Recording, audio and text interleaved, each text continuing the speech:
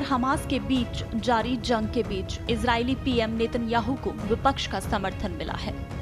Hamas के खिलाफ विपक्ष और मौजूदा सरकार ने बुधवार को एक आपातकालीन सरकार बनाई।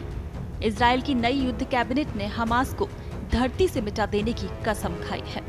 विपक्षी दल के नेता बेनी गैंट्स की राष्ट्रीय एकता पार्टी द्वारा जारी एक संयुक्त बयान में इस गठबंधन को लेकर ऐलान किया गया और नेतन्याहू ने बाद में टीवी पर प्रसारित टिप्पणियों में कहा कि उन्होंने अपने मतभेद भुला दिए हैं क्योंकि हमारे देश का भाग्य दांव पर है।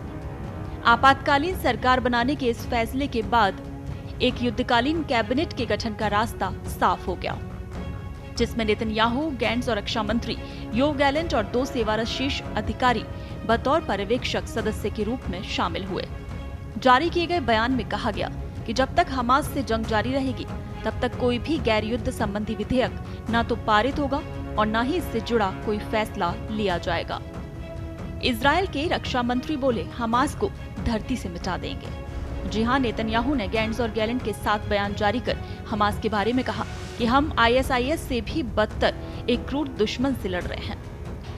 रक्षा मंत्री गैलेंट ने कहा कि हम हमास, ISIS, गाजा नामक चीज को धरती से मिटा देंगे, इसका अस्तित्व समाप्त कर देंगे। वहीं इजरायल के पूर्व रक्षा प्रमुख और जनरल गैंट्स ने कहा कि ये एक साथ जुड़ने और जीतने का समय है।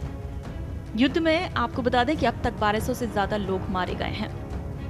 हमास के बंदूकधारियों ने शनिवार को गाजा पट्टी से इजरायल पर यह हमला किया था। अभी तक 1200 से ज्यादा लोगों के मारे जाने की खबर है। ये इजरायल के इतिहास में सबसे घातक फिलिस्तीनी आतंकवादी हमला है।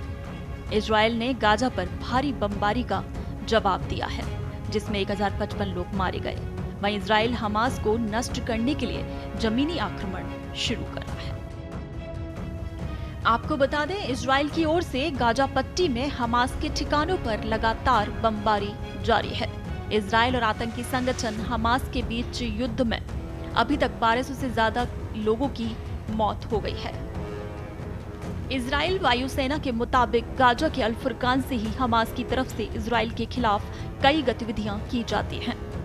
इजरायली सेना की तरफ से कहा गया, IDF आतंकवादी संगठन हमास के बुनियादी ढांचे के खिलाफ शक्तिशाली कार्रवाई करना जारी रखेगा, जिसका लक्ष्य इजरायल के खिलाफ आतंक है और गाजा पट्टी में बड़े पैमाने पर हमले जारी हैं। सेना ने कहा कि पूरी पट्टी में हमास के निशाने पर हथियार भंडारण सुविधाएं, कमांड और नियंत्रण केंद्र, नौसैनिक संपत्ति और बहुत कुछ थे। फिलिस्तीनी इस्लामिक जिहाद आतंकवादी संगठन के रॉकेट बल द्वारा इस्तेमाल किए जाने वाले परिचालन मुख्यालय पर भी हमला किया गया।